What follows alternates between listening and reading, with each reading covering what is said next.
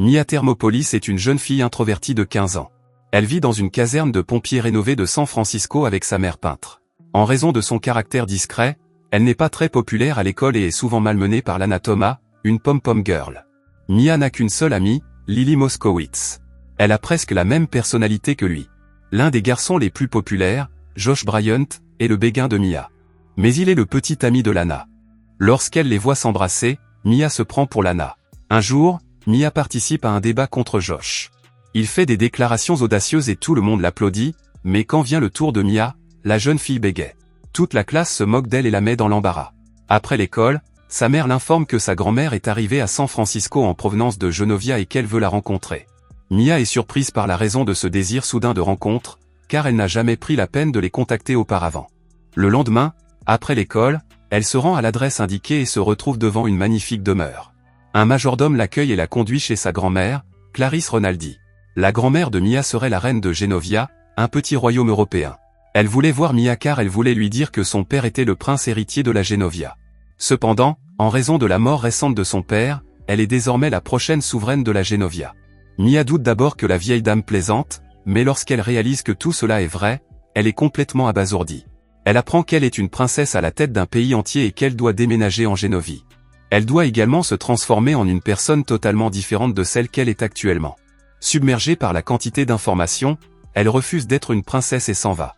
À son retour, elle est furieuse contre sa mère qui lui a caché leur statut royal. Il s'avère qu'après le divorce, les parents de Mia avaient accepté qu'elle vive avec sa mère pour qu'elle puisse avoir une enfance normale. Ils avaient décidé de le lui dire quand elle aurait 18 ans, mais maintenant que son père n'est plus là, c'est elle qui doit en assumer la responsabilité. Le lendemain, elle, sa mère et la reine discutent de la situation.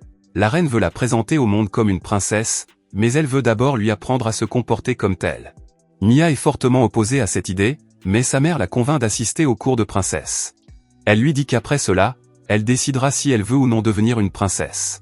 De plus, Mia devra garder le secret jusqu'au bal. La reine l'envoie ensuite avec le chef de la sécurité, Joe, qui a reçu l'ordre de veiller sur elle. Elle doit assurer sa protection jusqu'à ce qu'elle soit officiellement reconnue comme princesse par le reste du monde.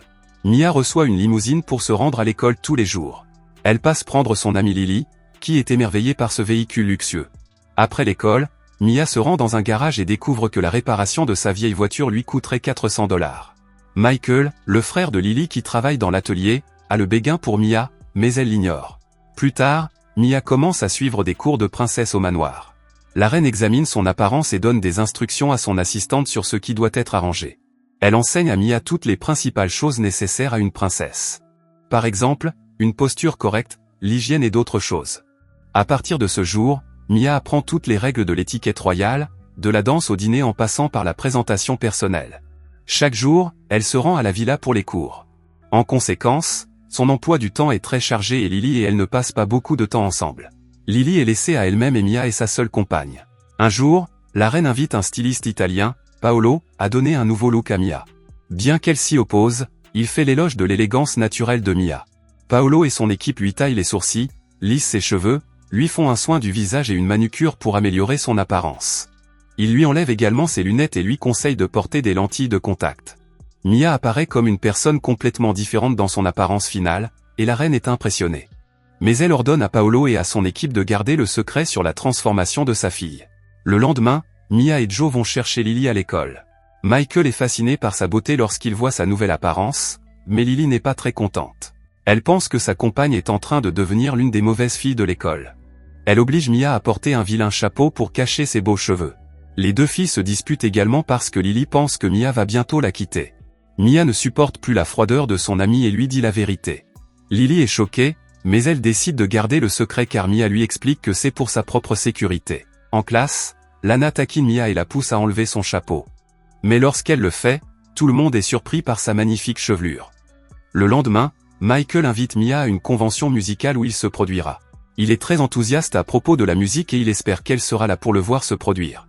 Mia accepte de venir, mais elle hésite. Lorsqu'elle arrive à l'école, elle est entourée de journalistes. Ils ne cessent de lui poser des questions sur son statut de princesse. Mia est en danger maintenant que le secret a été révélé. Elle pense que Lily a informé tout le monde, mais Lily nie. La reine arrive à l'école pour gérer une situation incontrôlable. Il s'avère que Paolo, le styliste, est derrière tout cela. Il a informé les médias au sujet de Mia afin de gagner en popularité. La reine organise un dîner royal le lendemain soir et présente Mia à de nombreux autres membres de la famille royale du monde entier. Le dîner se déroule sans problème, jusqu'à ce que Mia mette le feu à la manche d'un invité. Elle plonge son bras dans un seau à glace, ce qui fait glisser les serveurs. Il tombe sur le sol, renversant les fruits sur les visiteurs. Lors du terrible banquet, la reine s'assoit la tête dans les mains, tandis que les invités en rient. Lors de la séance d'entraînement suivante, la reine ne se met pas en colère contre Mia, contrairement à ce qu'elle pensait. En fait, elle annule tous ses rendez-vous pour passer la journée avec sa nièce. Les femmes se rendent en groupe dans la salle de jeu et s'amusent beaucoup. La reine joue à tous les jeux préférés de Mia, elle visite un photomaton avec elle et goûte à ses corn dogs préférés. Mia rentre chez elle, mais les freins de la voiture lâchent alors qu'elle tente de gravir une colline. Elle entre en collision avec l'un des téléphériques classiques de San Francisco, rempli de monde. Mia est sur le point d'être arrêtée par les flics, mais elle les convainc de les laisser partir, grâce à ses excellents talents d'oratrice. À la fin, elle commande même une voiture de police pour escorter les membres de la famille royale jusqu'à leur domicile. Mia admire les talents de sa grand-mère et l'appelle la meilleure reine. Le lendemain, l'école est bondée de gens qui veulent un autographe. Alors que la jeune fille passait inaperçue et était invisible, elle se retrouve soudain au centre de l'attention à l'école. Même Lana essaie de se lier d'amitié avec un journaliste pour se faire connaître. Josh, son béguin de longue date, l'invitait à une fête sur la plage le samedi, ce qu'elle accepte volontiers. Mais elle exprime ensuite à Michael son regret de ne pas pouvoir venir à la convention. Il est manifestement contrarié qu'elle ait choisi Josh plutôt que lui. La mère de Mia lui fait remarquer que Josh ne l'aimait pas jusqu'à ce qu'elle se rende compte qu'elle était une princesse, mais elle n'en tient pas compte. La fête sur la plage se déroule bien au début, jusqu'à ce que des journalistes arrivent à la recherche de la princesse. Mia et Josh se cachent dans une cabane et il essaie de l'embrasser. Mais elle ne cède pas, sentant que quelque chose ne va pas. Lorsqu'ils sortent, Josh l'embrasse de force devant tous les journalistes. Il voulait donner à la presse un sujet de conversation. Lana et ses amis jouent également un rôle en trompant Mia. Elle la convainc de se changer sous une tente et d'inviter les journalistes. Elle la photographie seulement vêtue d'une serviette, ce qui suffit à créer l'événement. Gênée, elle pleure dans les bras de sa mère à son retour à la maison. Le lendemain matin, des images défavorables, accompagnées de titres ridicules, occupent toutes les chaînes d'information. La nouvelle irrite la reine et Mia s'excuse pour ses actes. Elle déclare également qu'elle n'est pas digne d'être princesse. Néanmoins, la reine l'invitait au bal. Elle lui dit qu'elle peut amener autant de compagnons qu'elle le souhaite, à l'exception de Josh. Après que Mia a quitté la pièce, Joe dit que Mia est encore une adolescente et sa nièce avant de devenir une princesse. Ils conviennent que Mia est prête à assumer le rôle de trône de leur pays, compte tenu de la façon dont elle a géré les critiques et réagi de manière appropriée. Mia s'excuse auprès de Lily de ne pas avoir été elle-même ces derniers jours. Elle regrette d'avoir manqué un talk show auquel elle était invitée. Les filles se réconcilient et prévoient d'aller au bal ensemble. Plus tard, pendant le cours de gym, Josh taquine Mia et elle le frappe avec une balle de baseball. Elle le bête également lors d'un match de baseball pour lui donner une leçon. Le soir, Michael arrive chez elle pour lui livrer sa voiture et Mia s'excuse auprès de lui. Elle regrette de ne pas avoir assisté à son concert et lui demande de l'accompagner au bal. Michael est encore blessé et rejette son offre. Il plaisante en disant que Josh serait mieux dans un smoking. À l'école, Mia et son ami geek déjeunent ensemble lorsque Lana et ses amis se moquent d'eux. Mia en a assez des brutes et passe à l'action. Elle renverse de la glace sur la robe de Lana et lui fait honte devant tout le monde. Plus tard, la reine s'excuse d'avoir été dure avec elle. Elle l'invitait à faire un discours devant les invités du bal pour démissionner de son titre. En outre, elle offre à Mia un journal que son père avait préparé pour son 16e anniversaire. Mia choisit de s'enfuir au Colorado lorsqu'elle quitte le manoir. Elle craint de décevoir la reine et les invités du bal avec son discours. Elle a choisi la facilité, car la responsabilité est trop grande pour elle. Après avoir rangé ses affaires, elle décide de lire la lettre de son père.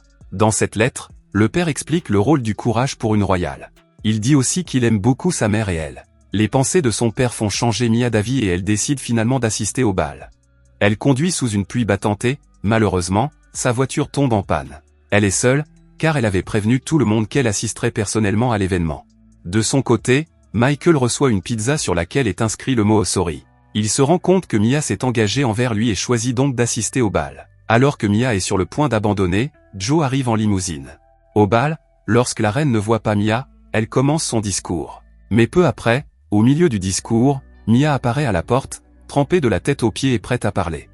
La reine quitte donc la scène pour lui faire de la place. Mia commence par bégayer comme d'habitude, puis elle se souvient des paroles de son père. Avec confiance et courage, elle prononce un discours émouvant. Elle se présente comme princesse de Génovie et est finalement couronnée.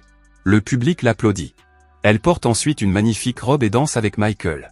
Après la danse, ils s'excusent l'un l'autre et se dirigent vers le jardin. Michael lui avoue enfin ses sentiments et ils s'embrassent. Plus tard, Mia déménage à Genovia, pour commencer officiellement ses responsabilités en tant que royale, avec sa mère. Michael et Lily arrivent pour leurs vacances d'été. L'immense palais des rois de Genovia est montré vers la fin du film. Merci d'avoir regardé. Si vous avez aimé la vidéo et que vous souhaitez aider la chaîne à grandir, laissez un like, un commentaire et abonnez-vous.